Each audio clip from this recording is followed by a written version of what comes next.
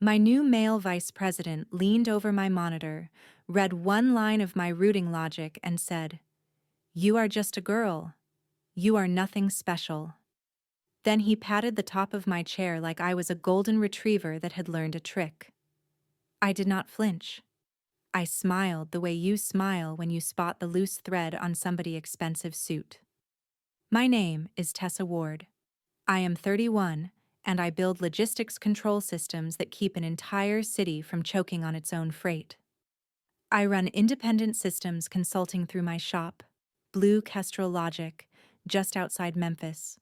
No glossy branding, no motivational posters, just code, hardware, and the kind of redundancy you only learn to respect after you watch one failure turn into 10. That is how I ended up at Harborspan Freight Network 5 years ago. Their operations chief back then, Leon Doherty, called me with a voice like a man staring at disaster. "Tessa, we failed 3 state transport audits in 18 months. We are one more mistake away from losing interstate permits. I need something real, not a slideshow." When I walked their yard, chaos was wearing a hard hat, trucks idled with no dock assignments, dispatchers shouted across cubicles, signals at the gate ran on a default pattern that treated semis like bicycles. Their dispatch software did not talk to the dock scheduler, and the traffic controller was basically guesswork plus prayer. I spent 18 months building a unified system from scratch. I named it Lattice Route. It learned Memphis freight timing, synchronized with city signal APIs, tracked every vehicle, and resolved dock conflicts before they happened. It was not just software, it was infrastructure. Custom relay boards, hardened servers, and a physical control panel in my workshop with a master relay switch that could sever live operational access in one clean motion. The contract was clear. Harborspan leased operational access. I retained full ownership of the code, algorithms, and infrastructure. Leon signed without blinking because he understood the difference between driving a truck and owning the highway. For 5 years, the corridor ran like a metronome. 0 missed windows, clean audits, payments on time. Then Leon retired, and a new vice president arrived like a perfume cloud with a spreadsheet. His name was Victor Hargrove, mid-40s, charismatic, loud cufflinks, the kind of man who calls women sweetie and calls himself a visionary. His first all-hands speech included the line, "We are trimming vendor fat. We will stop paying boutique contractors and start owning our destiny." My invoice had not changed in 5 years.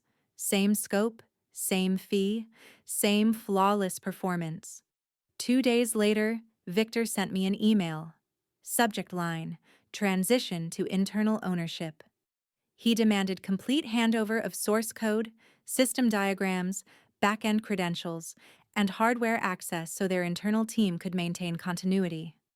Then he added a line that made my teeth grind. "This should be simple for you. We will have one of the guys explain the technical parts if needed." I replied with one paragraph, and the contract clause highlighted. "Licensed for operational use only. All underlying logic and infrastructure remains my property." Victor called a video meeting and opened with a grin. "Tessa, do not be emotional. This is business. Also, you are just a girl. You cannot hold an entire freight network hostage." I kept my voice calm. "You terminated the lease. You do not own the system." He laughed. "We paid for it. That makes it ours." I said, "You paid for access." Victor leaned back and said, "Fine. Then we will replace you. Effective immediately." He ended the call like he had just won a debate on television. I walked into my workshop, powered up the control panel, and watched every indicator glow green. Signals synced, routes updating, docks cycling clean. Then I built Victor his transition package. Glossy documentation, dashboard screenshots, impressive diagrams, all perfectly formatted, all useless without the underlying control infrastructure.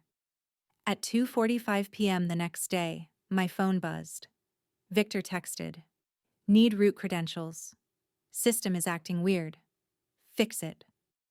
I deleted the text, opened my laptop at a diner booth, and placed my finger over the master relay command. At 2:47 p.m., I flipped the kill switch. The first 10 minutes were deceptively quiet, which is my favorite kind of quiet. Lattice route is designed to fail clean. No dramatic crash. No screaming alarms. Just a graceful severing of live control. The user dashboards keep displaying cached green status, like a smiling mask after the heartbeat stops.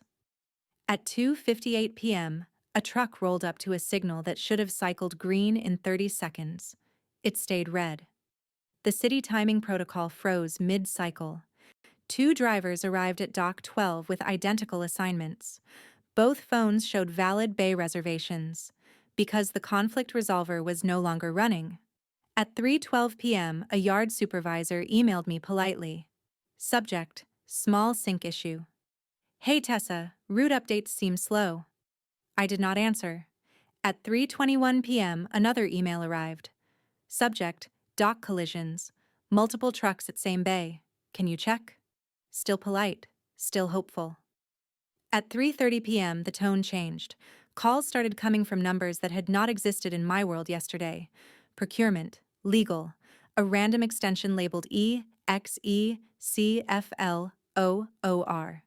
Then Victor called. I let it ring. A voicemail followed, breathless and angry. Tessa, this is unacceptable. Get on a call now.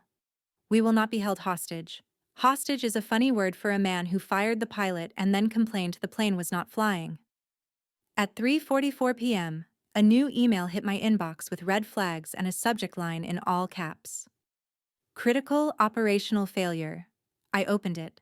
It was from an operations director named Ben Sato, a former Navy logistics guy I respected. We are paralyzed, he wrote.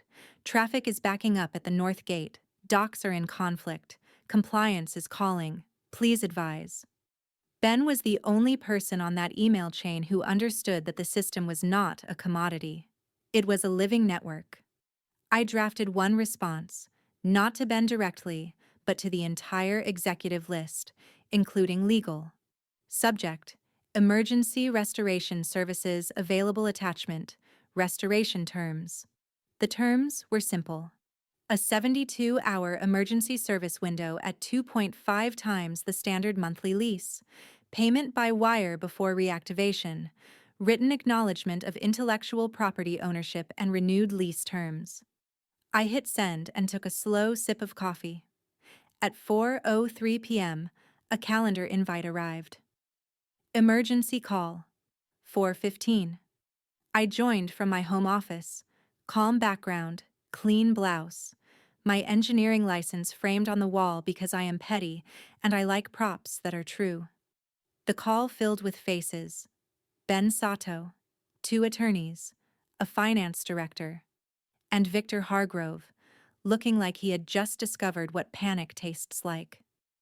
A woman I had never met opened the meeting. Patricia Keene, interim head of operations. Her voice was clipped, practical. Tessa, we need immediate restoration. What do you require? Victor tried to jump in. This is extortion. Patricia cut him off with a look that could slice granite.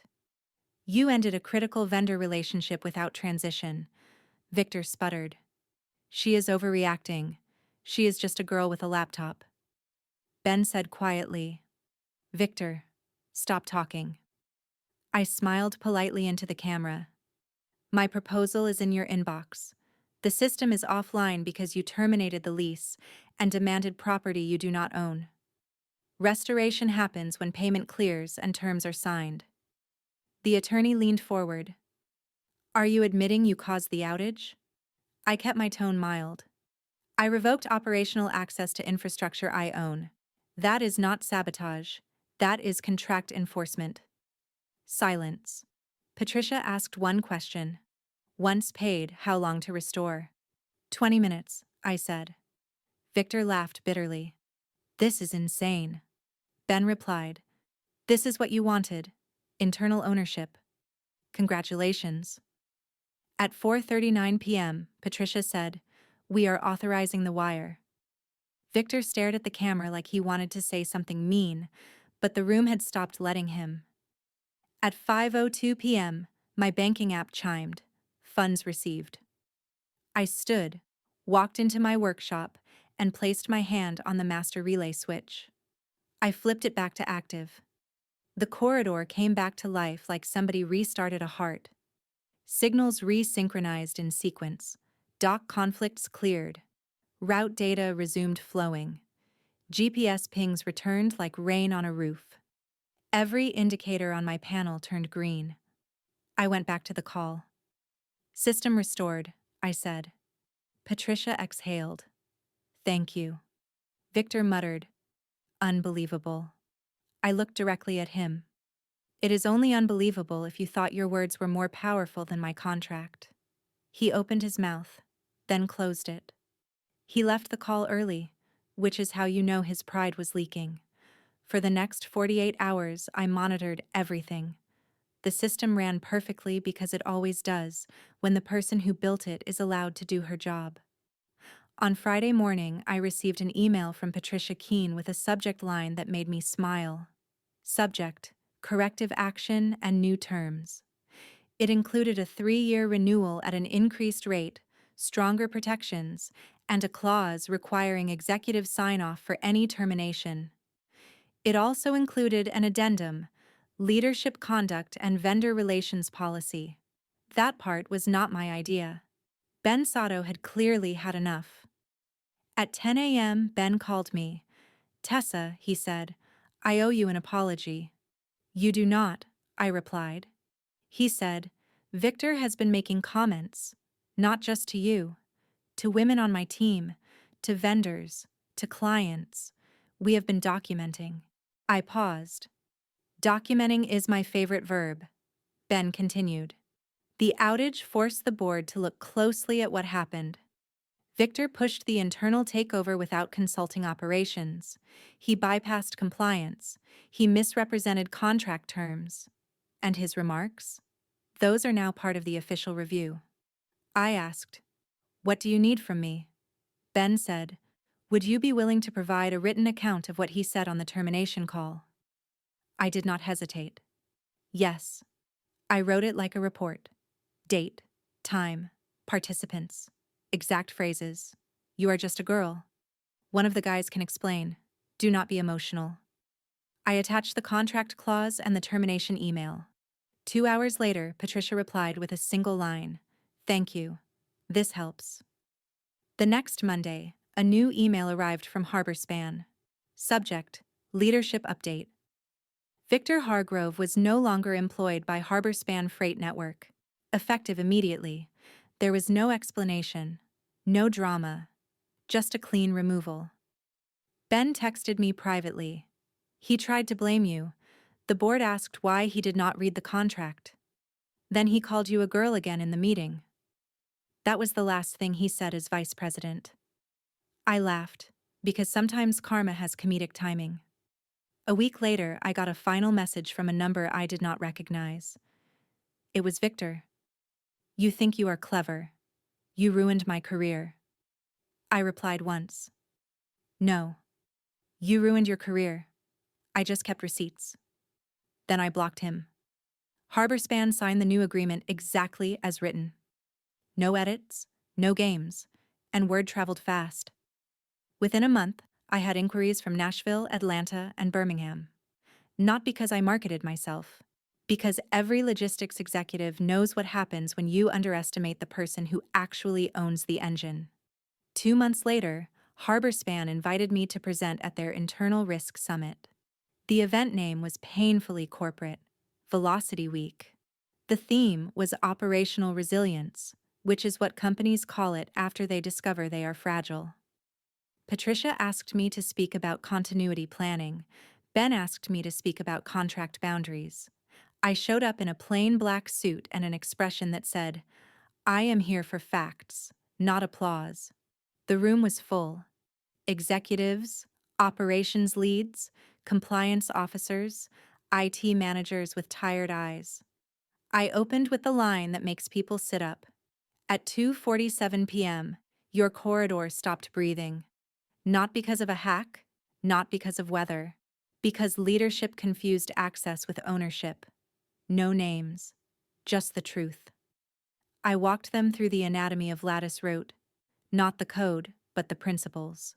Separation of interface and infrastructure, graceful failure, audit logging, contract-enforced permissions. Then I added the human part. When you treat technical partners like disposable tools, you end up treating your internal experts the same way, and eventually, you have no experts left. A woman in the back raised her hand. "What do you recommend for vendor relationships?" I said, "Read your contracts, respect boundaries, and do not let ego write operational policy." Ben smiled because he knew who that was for. After the session, Patricia pulled me aside. "We have created a new role," she said. "External Systems Steward. It gives you authority to halt unsafe changes, regardless of who requests them." I blinked. "That is a lot of trust." Patricia replied, "Trust is cheaper than outages." I accepted, with one condition. If leadership tries another internal takeover without meeting requirements, I halt access again. Patricia nodded. Agreed. That afternoon, I saw a familiar face in the hallway. A junior analyst named Marisol, who had been silent in earlier meetings, stopped me. "I wanted to say thank you," she whispered. "Victor used to call me sweetheart in meetings. He told me I should smile more. He said women do not belong in logistics." I felt a tightness in my chest. "I am sorry you dealt with that." Marisol shook her head. "You did something. That matters." I nodded. "Keep documenting. Always." A week later, I received a package at my workshop. A cheap plastic trophy that said, "Girl with a laptop," with a sticky note. From Ben. "We had it made for the team. It is on the shelf next to the compliance awards now." I laughed so hard I had to sit down. Revenge does not always look like yelling. Sometimes it looks like a renewed contract, a fired vice president, and a corridor that runs perfectly because the people who build it are finally respected. And sometimes it looks like a silly trophy that reminds everyone which kind of arrogance is truly expensive. A year after the kill switch, I drove past the harbor span corridor at dusk and watched trucks glide through synchronized greens like beads on a string. The system was still mine. The stability was now also theirs, because they had learned to stop punching the foundation. That is the thing about revenge. If it is done right, it is not messy. It is instructive. The board invited me to review their new vendor policy draft. It included 3 rules that made me smile. 1.